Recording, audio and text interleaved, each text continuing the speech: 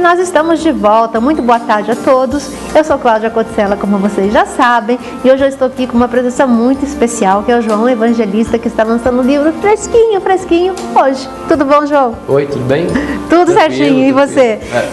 Vamos falar um pouquinho sobre o seu livro, é isso mesmo, João? Você está lançando um livro hoje? É isso. Bom, eu sou artista plástico, documentarista, faço vídeo há mais ou menos 20 anos. Pinto também, né? Tive a oportunidade de começar a pintar na casa de Portinari, filho, né? Do filho do Portinari, que tem hoje aí um projeto que tem levado o painel do pai dele e quadros para o mundo todo, e os principais pintores brasileiros. E dentro dessa história de fazer pintura, né? Eu conheci o Zé Álvaro e a Eti, que presidem ali, né? O Hospital Pequeno Príncipe, fiquei muito impressionado, né? Como pessoa, com o trabalho que o hospital e o Complexo Pequeno Príncipe tem. Aí eu resolvi ficar um ano ali, mais ou menos, eu fiquei visitando o hospital, fotografando e fazendo oficinas. Consegui um avião com a Força Aérea Brasileira emprestado também, né? Porque eu faço documentários de aviação. Não é fraco não, hein, João? É que eu faço documentários de aviação tem mais ou menos uns 20 anos. Eu já voei em todos os aviões da Força Aérea Brasileira e das outras armas, né? E também faço aviação pelo mundo todo. E aí isso facilitou, né? Então eu consegui um avião, esse avião veio para Curitiba, e eu consegui colocar ali no avião várias crianças que estavam saindo de um tratamento de câncer, de tratamento grave também. Né? Não as crianças estarem doentes, a sua atitude. Exatamente, obrigado. E aí fotografei isso também e transformei em telas com interferência sobre a fotografia em óleo, né? É nesse livro? Isso, que é o livro ali.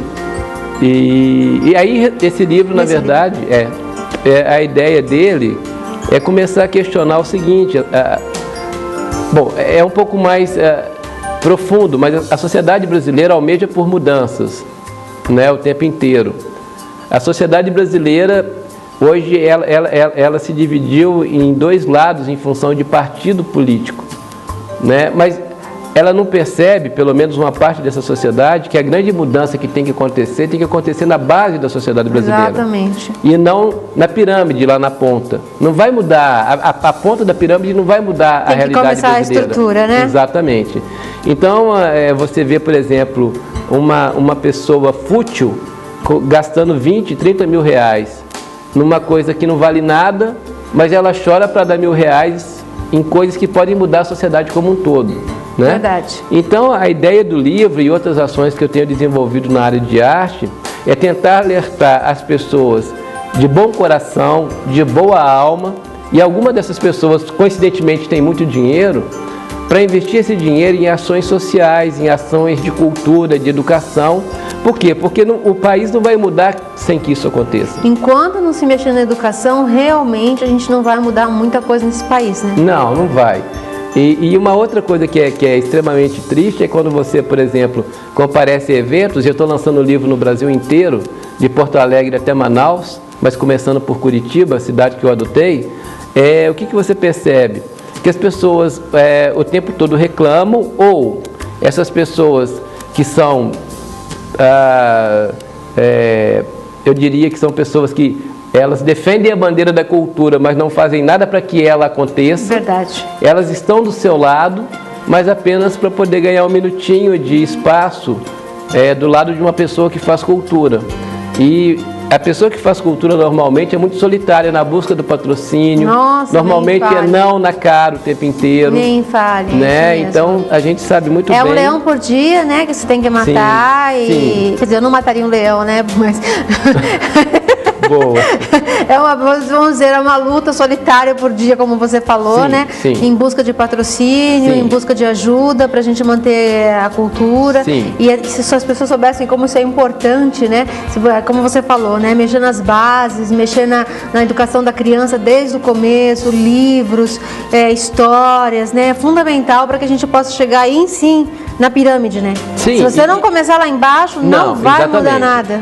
E o que mais dói é o seguinte, assim, claro que eu não quero ser de forma nenhuma, eu não estou sendo generalista, mas a sociedade brasileira é uma sociedade extremamente hipócrita, né? Por quê? Primeira coisa, é uma sociedade que quer que a cultura, quer que a violência termine, quer que tudo mude, que o país seja uma maravilha, mas não investe em ajudar o seu vizinho. Quer dizer, é uma sociedade que quer mudar, mas aquela mesma pessoa que é classe média, entra no lugar com o nariz empinado e trata mal o funcionário que trabalha num emprego mais simples, que é faxineiro, que é o atendente.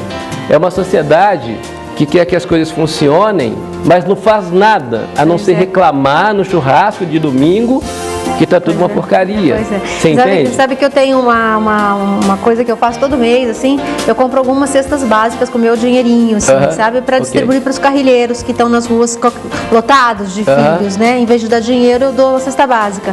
E às vezes eu faço algumas campanhas no Facebook para solicitar dinheiro, para que as pessoas possam me ajudar a comprar essas. Sabe quantas pessoas aparecem? Difícil falar, porque provavelmente é uma ou duas.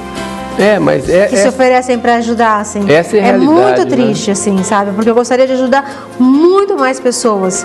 Mas infelizmente as pessoas, na hora para ir para a festa, tá todo mundo sempre disponível, mas sem dúvida, né? Mas... E uma outra coisa que, por exemplo, que eu acho interessante nesse livro, é que uma boa parte dessas crianças já morreram. Isso é triste. Né? E morreram por quê? Morreram por incompetência, claro, do Estado. Mas o Estado é a sociedade. Inclusive esse garoto da capa, né? Esse garoto da capa, infelizmente, ele está numa situação bastante difícil, né? A família tem se apegado muito na fé, né? Mas, enfim, está na mão de Deus e tomara que ele consiga. Mas, do ponto de vista médico, realmente é uma coisa que ele está passando que... eu não desejaria para nenhuma família, e ele está sendo forte, ele está lutando, e ele tem um otimismo imenso, e tomara que Deus consiga fazer com que isso não seja diferente. E aí eu não tenho religião alguma, na verdade eu só tenho fé, mas não tenho religião. É igual eu acredito em Deus, mas não sigo nenhuma religião. Eu também não tenho. Mas tem uma coisa muito justa no mundo biológico, no mundo de uma forma geral, né? Quer dizer, caixão não tem gaveta. Essa pessoa que está acumulando dinheiro no banco provavelmente vai morrer, os filhos vão brigar por causa do dinheiro, entendeu? A mulher vai gastar o dinheiro com o Ricardão e ele não ajudou ninguém, ainda vai queimar no fogo do inferno, se tiver inferno, entendeu? Se não tiver inferno, vai ficar girando em torno ali de um tanto de astros ruins. Então, assim, a sociedade brasileira, ela tá tendo aquilo que ela dá nada. Nada para quem é negro, nada para quem é pobre, nada para quem precisa. Então, essa sociedade está reclamando de quê? Nós estamos trazendo alguns cantores aqui, alguns meninos que estão se recuperando de alguns vícios toda sexta-feira aqui para cantar. E que diferença isso tem feito na vida deles, sabe? E na minha também. Como é bacana a gente ver isso, sabe? Como é bacana você ver que você está de alguma pequena forma, ajudando esses meninos a sorrirem, a enfrentarem a vida de uma forma diferente, de repente se sentindo artistas, se sentindo importantes, sabe? Isso é muito legal. Mas na tua opinião, assim, por que as pessoas não ajudam? Olha, isso é muito complicado. Eu acho que, primeira coisa, o ser humano, de uma forma geral, ele tem uma necessidade absurda eu acho que é de ver o outro sofrer. Será? Eu acho que tem muito ser humano que gosta disso. Mas... a inveja é uma outra coisa muito complicada, né? Porque a inveja... Na verdade, é uma sensação que eu acho, que a pessoa que vê uma outra fazer sucesso, e não necessariamente sucesso financeiro, sim. Porque eu conheço uma série de famílias, inclusive aqui em Curitiba, que a família é milionária, mas que é infeliz, e no Brasil nem se fala. Eu conheço uma série de pessoas que tem um avião parado no hangar, um jato de 50 milhões de dólares, mas que a família é infeliz. Então, às vezes a pessoa que é milionária tem inveja do sucesso da família do seu jardineiro. Então a inveja é uma coisa complicada. Então eu acho que isso no ser humano é muito chato, né? Eu te falo um exemplo, por exemplo, que eu vi agora, e aí eu não estou de forma nenhuma defendendo ninguém, mas isso é uma coisa que eu estou falando como pessoa. Eu conheço, por exemplo, a Fernanda Richa. Eu não tenho nenhum contato com o Beto Richa, eu nunca vi o Beto Richa, nem sei como ele é. Mas a Fernanda, eu tenho um contato muito grande com ela, e vi diversas vezes ela fazendo vários trabalhos sociais. É verdade, é uma pessoa então, que faz trabalho social. Quando eu vi eles batendo na Fernanda, por exemplo, em função de algumas denúncias que tiveram, eu fiquei muito impressionado porque eu vi essa mulher fazendo muito trabalho social. E ela, quer dizer, como eu vi ela fazendo isso e ninguém me contou e eu acompanhei, eu falei, poxa, era uma pessoa que merecia ser defendida, pelo menos escutem a versão da pessoa. Tem muita gente boa ainda, né? Tem muita gente boa, tem muita gente boa. O problema é que não se divulga, né? Não. A ideia é a seguinte, vamos bater em tal pessoa, né? Por outro lado, por exemplo, aqui em Curitiba eu encontrei diversas pessoas de sociedade, né, que fazem um trabalho social fantástico, né, de extrema relevância mesmo. Pessoas que têm muito dinheiro, quer dizer, não é o fato de ter muito dinheiro que faz a pessoa ser uma canalha, não. Agora, existe sem dúvida aquela pessoa que eu acho que é a pior de todas, que vem de uma família pobre, ganha muito dinheiro e aí começa a passear com BMW na favela, sabe? E aí, quer dizer, a pessoa tem dinheiro, mas não tem cultura nem educação, né? Quer dizer, ela pode ir até para Paris comprar uma roupa de grife. Ela pode até passear no Louvre e tirar uma foto do lado de uma tela. Mas ela não tem cultura, ou não procura investir em cultura para saber o significado das coisas. Né? E aí volta para o Brasil, né? E quando vai lá, o artista, pedir um patrocínio para fazer um trabalho, fala, olha, R$1.000 é muito dinheiro, eu não tenho isso. Mas gasta R$20.000 numa roupa de grife. Mas não quer mudar a sociedade que está. Aí fala mal do governo. Mas esse governo não vai ser diferente com essa sociedade que a gente tem. Então, essa hipocrisia toda que essa nossa sociedade tem, é uma hipocrisia que assusta. Porque você, quando para perceber e dá uma analisada nisso tudo, do alto e com a companhia de pessoas que têm uma sapiência maior que a minha, né, de filósofos, de pessoas que estudam cultura a fundo, você percebe que a perspectiva do Brasil a longo prazo é nenhuma. É verdade. João, quando que você se identificou com a literatura? Olha, na verdade desde muito criança, né, porque eu sempre li muito, né? Monteiro Lobato, por exemplo, fez parte da minha infância. O meu pai sempre me dava muitos livros de presente. Eu lia Freud pequenininho, assim, porque estava na minha casa e eu lia, né? E a pintura, eu pinto desde criança. Depois eu parei, formei, fiz publicidade, virei executivo. Cheguei a ser diretor de empresa grande no mercado nacional. Mas aí eu fiz a opção por ser feliz. Né? Aí eu larguei tudo. Foi o autoconhecimento. E aí eu larguei tudo, fui fazer pintura, fui fazer documentário, né? Eu fui fazer artes, né? E nunca mais parei. E como artista plástico, como foi essa identificação? Como artista eu fui fazer um documentário, fui convidado para fazer o vídeo do 50º do MASP, pelo filho do Portinari, que é o João Cândido, que está agora até tentando reinaugurar o painel Guerra e Paz, lá na ONU. Olha aí, ó, de novo. João Cândido Portinari tenta reinaugurar o painel Guerra e Paz do Cândido Portinari, nosso maior pintor na ONU. Por que foi remarcado 3 vezes? Porque não conseguiu patrocínio. Nossa! No entanto, esse país que não tem dinheiro para educação, esse país que não tem dinheiro para o hospital, esse país que não tem dinheiro para nada, teve aquele dinheiro desviado do Petrolão. É piada, né? Então o João, né? Eu fui fazer então esse vídeo para o 50º do MASP. E lá eu fui com o Bracher, que é um dos principais pintores brasileiros, que é um grande amigo que mora em Ouro Preto, hoje está com 70 e poucos anos. Comecei a rabiscar e dali comecei a pintar. Fui pintar com Carlos Esclia, fui pintar com Animar de Paula, fui pintar com, enfim, pintores que são ícones da pintura brasileira. Né? Mas nunca levei muito a sério, mas enfim.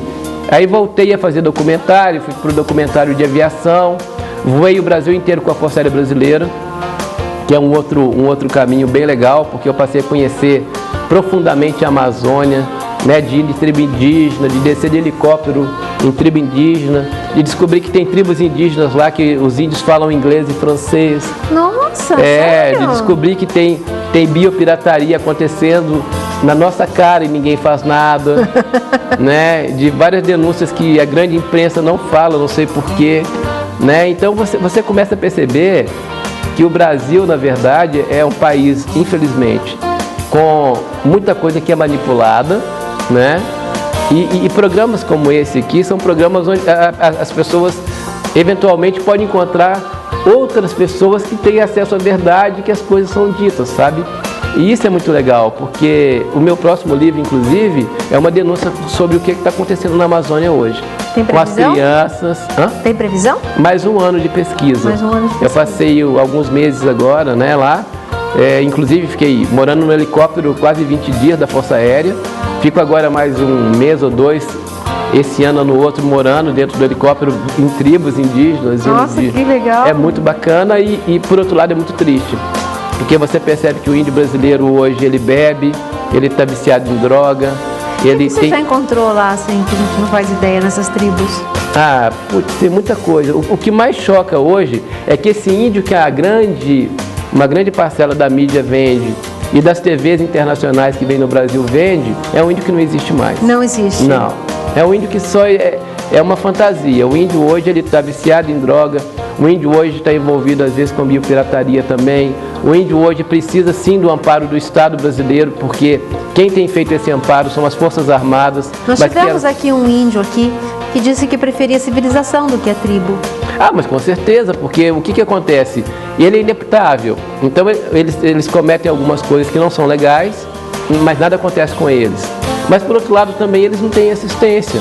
Na Amazônia mesmo, tem lugar lá que chega gente a cada 6 meses para fazer tratamento médico. Eu fui numa tribo, não, mentira, aí não era tribo, eu subi com o navio da Marinha, aquele navio que faz ajuda humanitária. Eu vi uma criança de 16 anos ter que extrair 12 dentes num dia, porque não tinha como tratar. E tinha tratamento, mas ele estava assim há alguns dias ou semanas de Manaus, tinha muita dor, não tinha como ter um lugar que ele pudesse... Então esse é o Brasil, entende? Enquanto isso acontece, tem um cara lá na Paulista tomando uísque 21 anos, entendeu? Comendo uma carne maravilhosa e reclamando do governo, e negando patrocínio para quem faz arte ou cultura. E reclama que o Brasil não funciona, mas não vai funcionar nunca. Não vai funcionar nunca, não. É verdade. Eu não tenho esperança. Você tem algum artista ou literatura que você possa citar como dica para a gente ler ou acompanhar? Artista? Olha, aqui no Paraná você tem grandes artistas acontecendo hoje, né? Na fotografia tem o Faisal, que é fantástico, ele está sempre expondo nos espaços por aqui. Tem uma pessoa que eu não encontro há um bom tempo, mas que é maravilhosa, que é a Nicole Gulin, que tem um trabalho maravilhoso, né? Então, assim, esses dois em particular, eu gosto muito do trabalho deles, assim, né? Tem a Ana Serafim, que é fantástica também, que amo, né? Na literatura, depende. Por exemplo, eu estou lendo um livro agora que alguns anos atrás, mas alguns anos atrás mesmo, assim, uma grande amiga minha era assessora do Paulo Coelho. Então eu cheguei a conversar com o Paulo Coelho uma época, até com a esposa dele, para a gente fazer alguma coisa conjunto de artes plásticas naquela época. Aí o Paulo Coelho explodiu, né, virou esse sucesso todo, eu li o primeiro livro, não li mais. E como você é mulher, aí eu até comento esse tema. Mas é a história de uma mulher que chama Adultério. Estou lendo esse livro, é a história de uma mulher que mora na Suíça, é rica, tem um marido perfeito, filhos perfeitos e uma casa perfeita. Só que ela percebe o seguinte, que todo dia dela ia ser a mesma coisa, durante o resto da vida. Ela ia ter o mesmo emprego, marido, nada acontecia de diferente. E ela começa a enlouquecer, entrar em depressão, porque a vida dela era perfeita. E é bem interessante esse questionamento, né? Porque você parar para perceber, o que faz a vida ser interessante é justamente a gente poder superar problemas, né? Uma vida que não tem problema também é uma vida monótona e chata. Essas coisas que fazem a gente ter vontade de seguir em frente, né? É muito maluco. Por exemplo, eu te dar um exemplo que para mim é um exemplo de vida. Eu tenho um amigo que chamava Paulo Panarello. Ele era dono da principal distribuidora de medicamentos do Brasil. O faturamento dele chegava a coisa de 2 bilhões de dólares, né? Eu na época era executivo nesse setor. O Paulo tinha acabado de comprar um avião, que era o sonho, eu mexo com aviação, né? Que era o sonho de poucos aqui no mundo, né? No Brasil, uma parcelinha, né? No mundo também. Um avião de 50 milhões de dólares. O Paulo teve um dissabor lá em Goiânia, morava no 10º andar do prédio e pulou de cabeça. Meu Deus! Morreu. Então, assim, a vida é muito maluca, né? Não dá para ligar, graças a Deus, felicidade é dinheiro, amor é dinheiro, né? Não dá. Às vezes o grande milionário é o marido, mas o grande amante é o motorista. Então, essa coisa assim, de certa forma, as coisas vão se ajustando e se moldando, né? É verdade. Eu acredito muito nessa coisa do mundo girar. Né? Na verdade, é você tem que correr atrás, né? Não, sem dúvida. Né? Então, esse livro, voltando a falar no livro do Paulo Coelho, eu acho que vale a pena dar uma olhada, dar uma lidinha, que é um livro bobo, mais fácil de ler, mais interessante, para questionar isso, né? Até que ponto a vida da gente não está virando uma coisa sem novidades ou uma coisa monótona, porque... Né, uma coisa é certa, ninguém vive mais do que 100 anos. Então, né, o ideal é viver com qualidade, né? Verdade. E viver com qualidade exige coragem. Quais são suas outras obras, João? Em termos de... Eu faço muita coisa.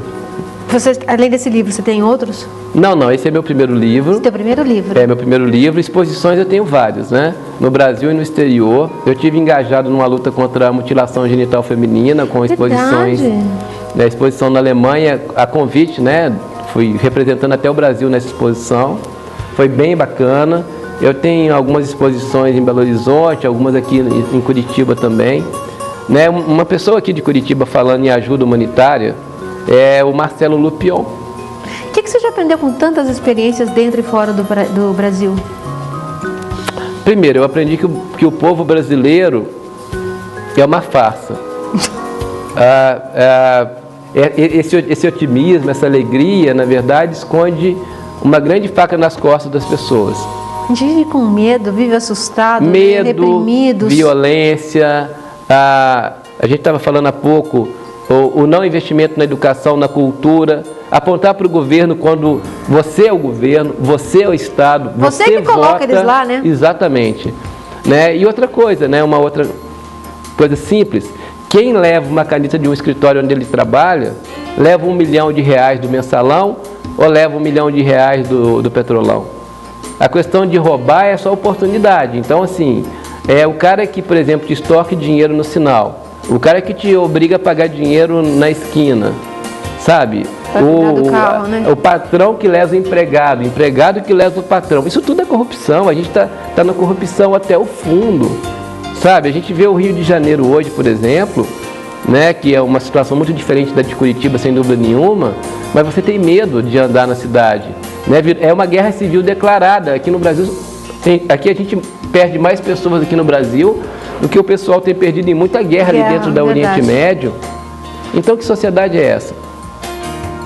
Aonde a gente vai parar? E Curitiba está ficando igual, né? Porque a gente anda com medo de tudo também. Claro, aqui, né? Claro. Não, eu moro ali no Água Verde. Eu também. Né? Quer dizer, você vê que ali a situação Você não vê polícia, né? Não vê policiamento? Não vê polícia, é um perigo, né? E digo mais, assim, para quem tem dinheiro no banco, eu não sei quem tem, mas o que adianta? Eu também não tenho muito, né? Então, o que adianta você ter tudo, mas você não ter saúde, educação e cultura para os seus filhos?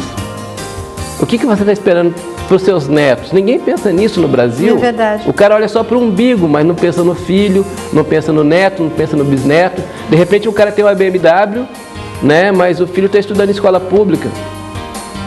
E aí? Verdade. Então é muito complicada a situação brasileira por isso, porque na verdade existe, claro, no mundo todo existe isso. Quer dizer, tem um mercado aí, que é aquele mercado da beleza perfeita, de tudo perfeito, que as pessoas compram, e aí a mulher vai querer emagrecer de qualquer forma e vai para uma clínica picareta que divide a cirurgia e ela morre lá, ou então depois tem uma depressão porque fez uma coisa que não devia, né? Tem aquela pessoa que é capaz de matar por causa de um tênis, porque o apelo publicitário é muito grande, ou então que rouba por uma bicicleta, mata por uma bicicleta, enfim, está tudo errado nesse país. Tá tudo errado. É. Tá tudo errado. Dá vontade de fechar a porta e ir embora, né? Dá vontade às vezes de voltar para a África. Eu tenho ascendência alemã e africana, mas eu falo voltar para a África porque como negro você sofre mais do que como ascendência. Tem um caso muito engraçado aqui em Curitiba, né? A minha mulher é italiana e a minha família é português, negro, africano e índio. Então a minha filhinha nasceu muito clarinha, né? Eu estava numa loja aqui, que eu não quero citar o nome, em Curitiba. Aí o segurança falou, onde você vai com essa criança? Eu falei, por uma casa é minha filha. Aí eu tive que levar a minha esposa Acredita nisso? Acredito sim. E aí eu falei, ó, essa aqui é minha esposa, esse aqui é meu outro filho que também, você pode ver que é um pouquinho mais claro do que eu. Mas enfim, esse segurança por um acaso também era negro. Entende? Então não é questão que, não, é porque o outro. Não. É porque é como você disse, a sociedade brasileira ela é uma grande farsa, né? É um grande palco onde as pessoas atuam. Mas quando você vai para a coxia da sociedade brasileira, é completamente podre.